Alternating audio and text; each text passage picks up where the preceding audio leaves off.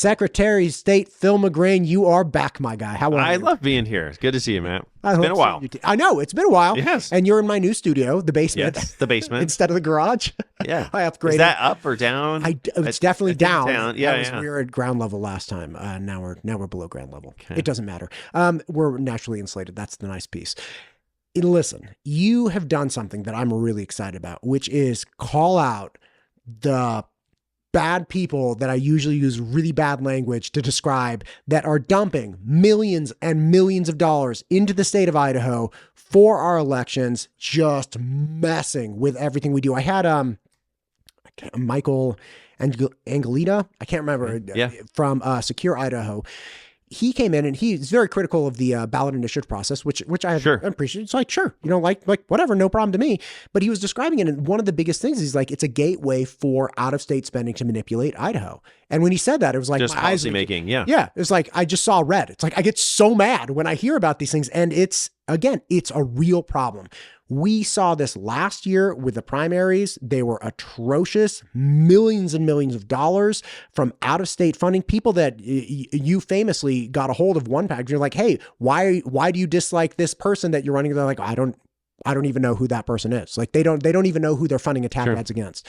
Talk to me about what you guys are doing, because you had a press release recently where you're taking meaningful steps in the State Department office, in the Secretary of State's office to reform campaign spending and reporting. That's really where it boils down to, is campaign finance. So we're the regulator, as Secretary of State's office, over the campaign money that's spent, whatever money candidates raise, whatever that's PACs, individuals, anything else.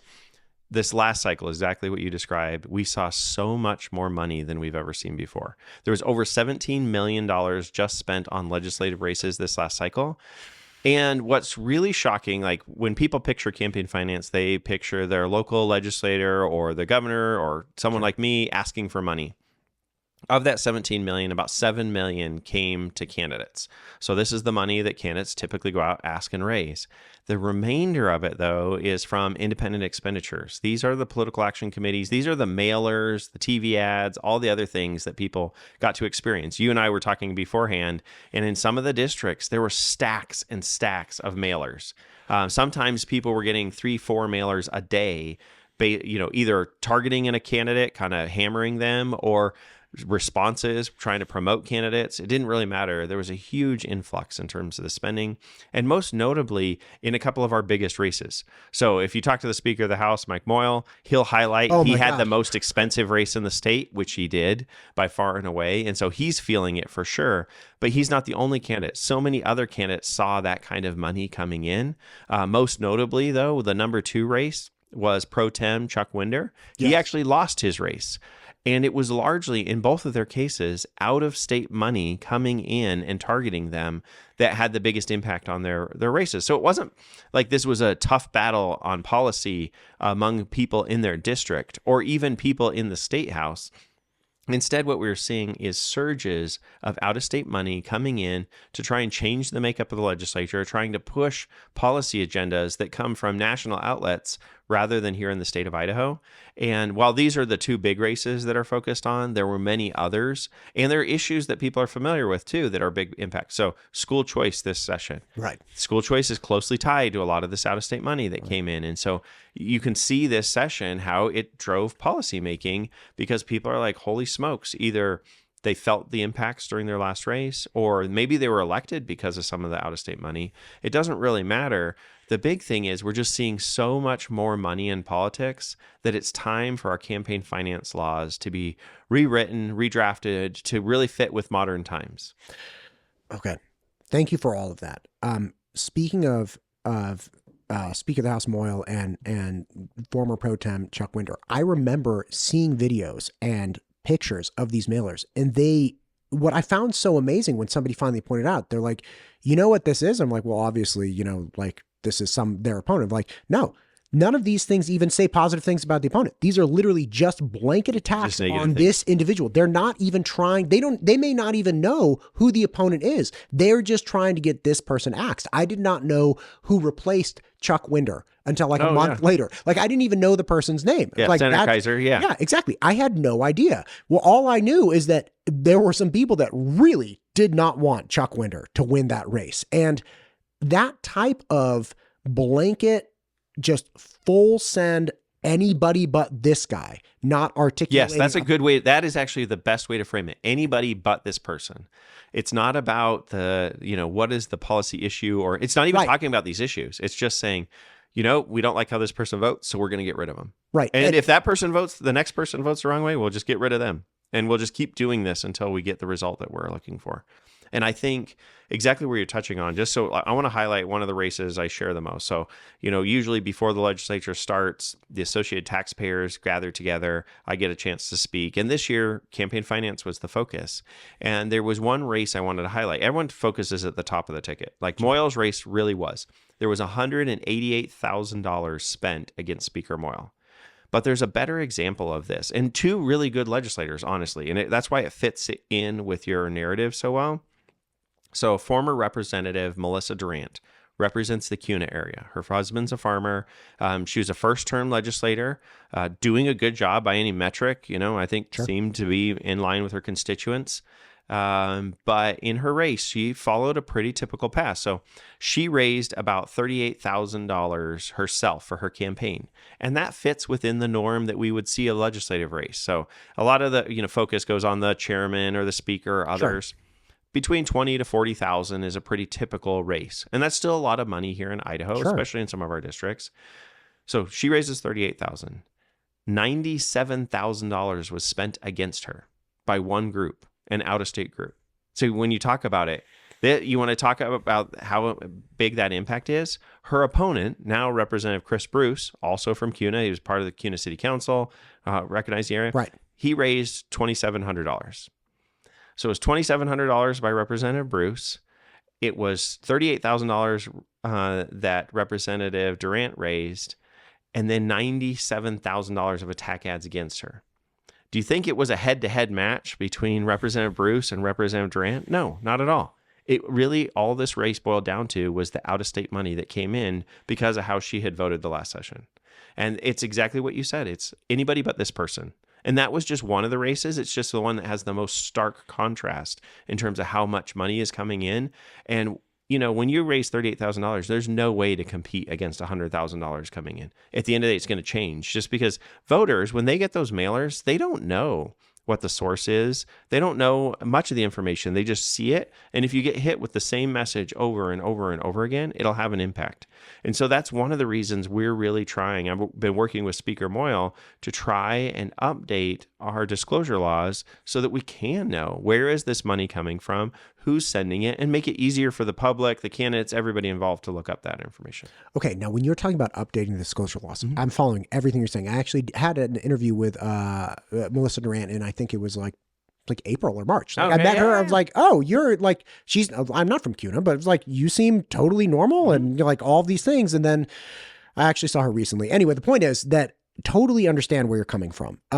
How do we update things so that we offer a portal or a database or some kind of easily accessible portion of information? So people are like, this is trash. Like, this is not somebody from Idaho. This is not a group from Idaho. This is not somebody who cares about Idaho at all. This is literally just somebody coming in, trying to get anybody but this person elected. So you alluded to it earlier. So we have, a year ago, our office updated our campaign finance site. So it's where all the candidates report their information, the PACs, everything else.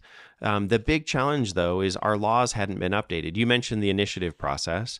Well, funny enough, Idaho's sunshine laws were a citizens initiative passed in the mid-'70s. The challenge is they read like a citizens initiative from the 70s. And in all reality, they haven't been updated much since. But the political world, especially in campaigns and technology and everything else, has changed since that time. And one of the biggest challenges we saw during the primary election in particular is these out-of-state groups exploiting our laws. Our laws just were written in a time that there wasn't the frequency. Campaigns weren't as long as they are. There weren't Facebook ads, text messages, all these other things. And so One of the biggest things is just updating our current practices. We received a huge surge of complaints during the last election cycle. I think we had over 170 complaints. That's way more. I think it's like tenfold what the office previously has received during an election cycle. And these were citizens complaining about the glut. These could be nonsense. Citizens complaining, or it could be some of the candidates complaining and saying like, hey, this person didn't follow the law. They didn't say who paid for it. They didn't report something. It could be a variety of different things. But we were trying to enforce it. And some of these national groups, the big challenge is Idaho is considered a low dollar state. What they spend somewhere else in California, Texas, Florida, New York is nothing when they look at what they're spending here in Idaho, right? It's a tiny fraction of the cost to take out a pro tem, for example, in the state of Idaho. And so, these are people that have lawyers and attorneys working for them. When we were trying to contact one of the groups, for example, and we talked to their attorney, they knew the law inside and out, and they were going to comply with it. And they basically told us on the phone, they're like, yes, we will report exactly when we have to report and not a minute sooner. And according to our calculation, we still have a few hours. And talk about hiding it, like they were using the time frames in our law to go 30 days. So they might attack someone, and 30 days later, they'll say who paid for it and who was attacking them or where the money came from. So part of our effort that we're trying to do through our campaign finance bill, House Bill 308, is really to improve the frequency of reporting. So for all of these attack ads saying it doesn't matter when they happen, any time of year, they have to report within 48 hours. As it gets closer to the election, that they have to report within 24 hours. And this is what you're trying to initiate. This is what we're trying to do through House Bill 308. Sounds fantastic. It's trying to say, if we can't stop the money. The United States Supreme Court has said money is a form of political speech. It's protected by the First Amendment. But what they did say you can do is add more transparency, add more exposure. Know that the money is, whether it's in state or out of state. Know who's behind the money. Is it a wealthy billionaire in some other state, or is it a local resident down the street from you? That seems to make a difference to Idahoans to know that information. And so we want to provide an easier way for the public to be able to look at that mailer. It says paid for by liberty, freedom, whatever the word is of the day. Go to our site, search that information up easily and see, who's behind it? Did this money come from out of state? Did it come from in state? Doesn't really matter, but being able to see more exposure and allow the candidates to see more. Because if you talk to some of these people, you talk to Speaker Moyle, he'll say he didn't know who was attacking him. He just knew he was getting clobbered, and he was trying to respond. And so giving him the tools to respond as well. One of the big debates that I think we'll see related to this during the session is campaign finance limits. Idaho has limits. So for legislative candidates, they can raise up to $1,000 per person in terms of their donations. Those limits were set back in 1995 and haven't been adjusted since. So you're going to see a healthy debate among legislators on what should the new limits be. I think there seems to be a large consensus about raising them, but how much? Some people want to raise them a lot. Other people are like, I don't know that more money in politics is the solution the public's looking for. And so we'll see a debate there. I expect them to be raised, maybe doubled to $2,000. I don't expect it to go much higher than that. But there is this influx of influence and money, and candidates are clamoring to figure out how they're going to respond. And now the legislature is trying to say, like, how do we get a handle on what's happening and get the visibility into what the process looks like? First off, again, love absolutely everything you're saying. Like, I'm already running through different ideas of like, okay, do I do a weekly update off of the Secretary of State website of like what the groups are? This is what the symbol is. This is how much money they're spending. Like, how we get this information out to the public. So we change it from a passive communication mechanism where people have to actively go to your site and you passively present it to like actively presenting it to the passive information consumers on their phones, right? Like, so I'm 100% with you on this. And hopefully there is a way for you to easily track, right? And whether it's your podcast or whatever, to say, hey, here's what happened. Here's who's doing what. It's the tofu king from last cycle. I thought it was fondue. Or fondue, that's right. So it was fondue. You're correct. No, what I'm thinking is like if we did a weekly printout from the Secretary of State website, and then I sat down with like Brandy from the Eagle Chamber of Commerce. Yeah. If Brandy, because we always have these great conversations, if we got like a poke bowl or something from Eagle to like sponsor the funding tracker. And every week we just like report it on. We sit down and then like report like the money. Where's the money coming from? Like what's happening here? And yeah, exactly. And we make like rip a bunch of clips and fire those clips out. So people all of a sudden are like, oh my gosh, like these people are actually reporting on what's happening in the state of Idaho. I think, again, I think that would be a real important solution. One thing that I wanted to point out too, that took me a long time until like a couple weeks ago to actually wrap my head around. And again, I'd love it if you set me straight if I'm wrong on this. I have heard you many times talk about Idaho being a low rent state. And I've heard people say it's cheap to do business here, but that betrayed my naive understanding of like, wait, what business are we in? Because when to the average person, they just see people spending hundreds or millions of dollars, hundreds of thousands or millions of dollars on like these attack ads. And they're like, they're doing business. I'm like, what business are they in? I don't understand. But what has been explained to me is like, look, if you're a think tank or you're like a conservative action, whatever in Tennessee, whatever it is, you don't generate anything. You don't have a product that you sell as in like, here's a pencil, I'm going to sell you this pencil and I get revenue. Yeah. All you do is appeal to funding mechanisms and say, I have the capacity to affect elections. And this is my list of elections I've affected. I have knocked out a pro tem. I've knocked out this. And then the wealthy donors, the billionaires are like, okay, these guys, I don't know how they're doing it, but they're making things happen. Let's give them money. So if I'm in Tennessee and I appeal to the billionaire, I'm like, billionaire, give me money. Cause like, this is everything I do. They're like, okay, fund that guy. So all they need to do is enrich their resume with like, I was able to affect all of these different things.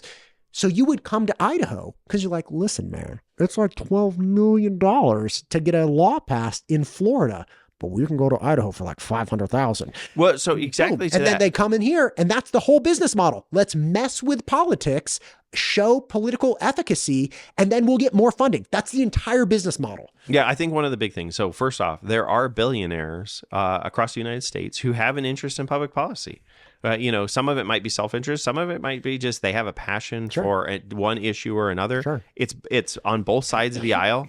There are people involved in this. I've talked to somebody recently who said they've been in the room where everyone's like, all right, get out your checkbook. We need 7 figures. Everyone write a check. And they're like, you and I aren't sitting in those kind of rooms. I know that much. I'm definitely not sitting in that room. But one of the things you see it, and you don't become a billionaire without being successful at business. So to your point, you just try to find who's the most effective person to get this done. Who has horsepower? Yeah. Who's got the resume to say like, I want to get this policy done. Who can do it? And they're like, oh, I can do it. The fastest way is we'll just take out some of these policymakers and we'll get the right people in and they'll understand that it's important to push this issue forward. Or we'll get the people that are blocking it the most out.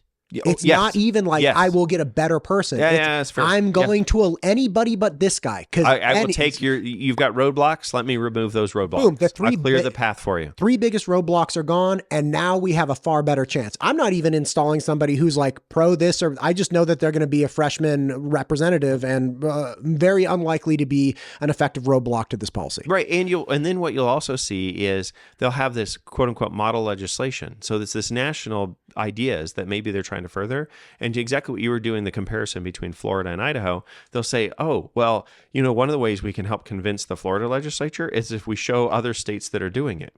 Idaho is a cheap state that we can probably get this passed in. So let's get it passed in Idaho. Maybe let's try to do it in Montana. Let's go to Wyoming. Let's pick off a few of these states. And then we can go to Florida, Texas, or some of the big spending states to be able to pass it. And so you see this influx of people trying to influence, and there is a business model to run campaigns and to be involved in this.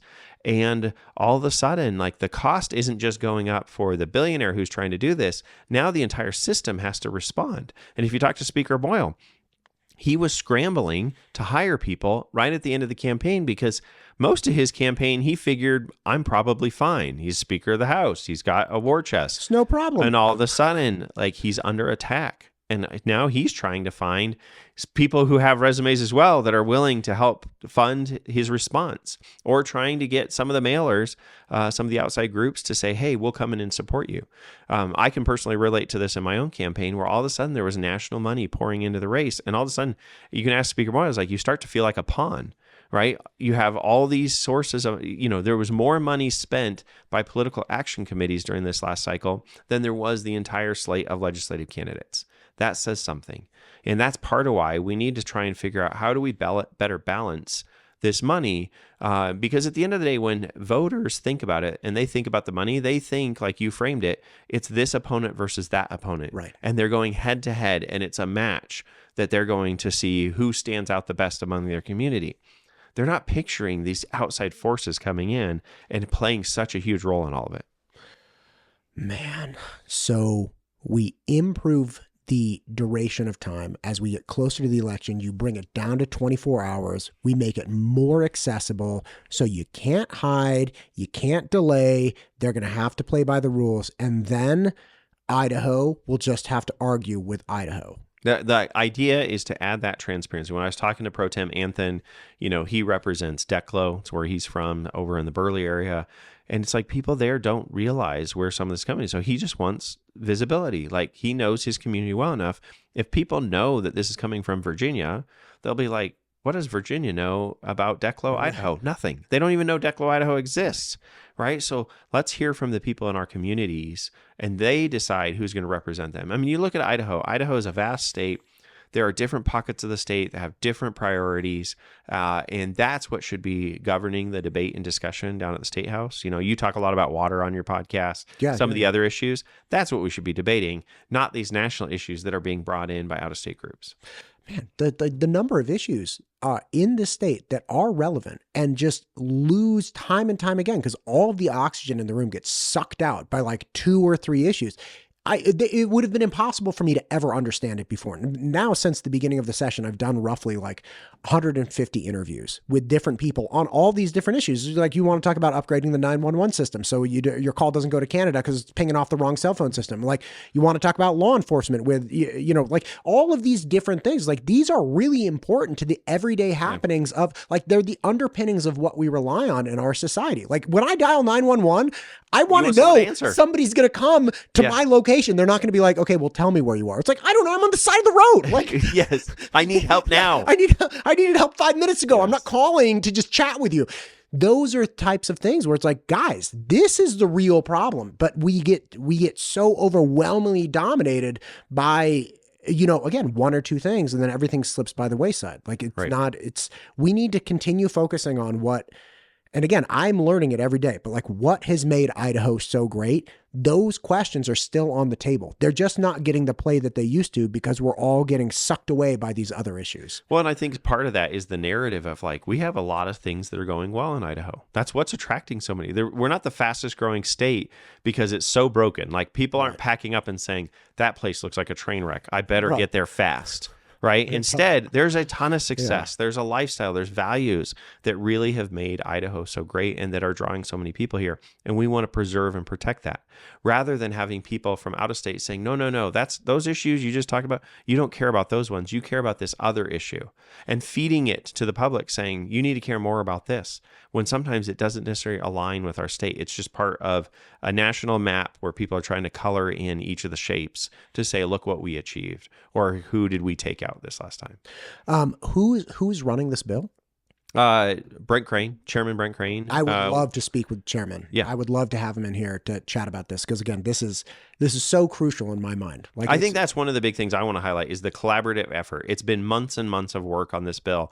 Some of the bills, they get drafted 1 week and then they're introduced the next week. We started this right after the primary election. The speaker was hot to trot, you can imagine, right after that cycle. We started working with him, working with bill drafters, going through, looking at nationally at what other states are doing, seeing what we can glean, because we're not the first state to see an influx of money in politics. And so this really has been months of working together between the speaker, myself, working with Chairman Crane, working with Pro Tem Anthony, really trying to find a consensus. There's actually a number of different things to add transparency. There's tools to make it easier for us to enforce. One of the parts of the bill is to ask for an investigator for our office, so when we do have complaints, we can go after people and enforce the law. Right, because what's the point in having a law if you can't enforce it or like go after it? Right, and I think one of the things too is Representative Mickelson, and it was her idea. She brought it from somewhere. Representative Crane has loved it, and so we've been pursuing it. one of the things we're looking at adding in this next cycle, and it'll fit great with your whatever your poke bowls or your ramen, whatever you're going to do, is this has never been done nationally, is to create, in addition to reporting the money, you look up the group and see who's funding and whatever, is actually for all these independent expenditures, is to have them upload an image of the mailer, have them upload the text, have them upload a link to the video, like have it so that not only can you see, oh, $10,000 was spent on this, you can click on it and say what it is. And as candidates, this is a big deal because oftentimes those attacks, they don't mail the candidate they're attacking. They mail everybody else in the district, right? And so you can have things. I can still remember from my race ads that I heard about because people would tell me, but I never heard it myself. I still to this day don't know what it was. And that's part of it, because with the micro targeting that is done in campaigns now, they're trying to hammer certain people they've identified as easily influenceable. Yes. And so the idea is to have not just the transparency and frequency and being able to see the money, but to actually see what's going on and hopefully bring some more truth to it, right? This sense of accountability that you can say like, no, you can't deny you did that. It says right here, this was you. Like you self-reported that this was you. And give us the tools to better enforce all this. Please let that happen. Please, God, let that happen. We're actively working on it. I think having support by the speaker, by Chairman Crane, others is really important to all this process. And I'm really hopeful. Like reforming campaign finance was one of my stretch goals when I took office. This has been an exciting year because this last cycle, the influx of money has really kind of brought legislators together to say, oh yeah, we need to do something about this, because exactly what you said about knocking someone off, they all 105 of them know that they could be the next victim. And so there's a real interest in saying like, all right, let's make sure our local constituents are making these decisions informed. Dude, let's let Idahoans argue with Idahoans. That's right. That overwhelmingly will be the thing that will produce the best results, most reflective of what Idaho values and culture actually is. Like, stop with the manipulation from outside. There was this Chuck Winder, one of the mailers. It was wild. Somebody sent me a video of these things, and they were just over the top. Like there was one with like Fauci and like all of this ridiculous stuff. But there was one that was this marionette. So like Chuck Winder was this marionette doll, and Fauci was standing over him, and these strings were going down onto like Chuck's wrists and his elbow and stuff. And that's obviously not Chuck Winder, right? But that is what's happening to Idaho. Well, and I think one of the things, about some of this negative campaigning that we see, and it was multiple millions of dollars during this last cycle, is when you say, let's let Idahoans argue with Idahoans, there's a difference between you and I debating and we see each other eye to eye, right? And we're having this debate in our state. The further removed you are, if you're in Virginia and you're making these ads and you don't know who these people are, you feel no remorse. You don't have to know whether this is true or not. You're just like, this is funny. Let me send out this ad, or this is going to be effective. And so we're removing, it's not just the policy we're removing the people from it. And where they really do become pawns or marionettes, because it's not, the image of Dr. Fauci, it's the person creating the mailer that's having such an impact on our state. Right. And they're not responsible for any of the fallout. So even if it works or doesn't work, doesn't they matter. Don't live in Idaho. Even in the case of Speaker Moyle, I know people who've lived in the Star area for decades that said, they're like, well, honestly, I didn't vote for him. I just got really worried. It's like, worried about what? Right. And and they're probably like, well, maybe he's changed. That's not the Mike Moyle I've always known. But no matter what, his reputation is meaningfully tarnished from here on out. He even won the election, but he won the battle, but he didn't win the war. Because what it means to be Mike Moyle is now different. How people view the name Mike Moyle is now different. The person who sent all those ads doesn't even know who Mike Moyle is. No, and I think you can see a great example of that in the Magic Valley. So it's not just his experience, but there are legislators all around the state where you saw huge changes, and some of them at times didn't feel like they matched the constituency. And it's the Melissa Durant race where you're just like, this had very little to do with the two candidates. This just had to do with out-of-state money trying to get a certain result. Well, listen, I want to be sensitive to your time. Thank you for what you're doing. I'm really excited about this. I would love to speak with Chairman Crane about this and follow it. I would also love to help however I can. And even if that means you're like, hey, Matt, the site's live. Like, have at it, son. All the PDFs, all the videos, like, go ham, baby. I'm there. Well, I think we're going to have an interesting, we still got a month left of the session. This campaign finance is definitely going to be one of those things there's going to be a lot of conversation about. But we've all seen the money, and so we've got to do something. God bless it. Thank you for what you're doing for Idaho, sir. I appreciate you. Thank you.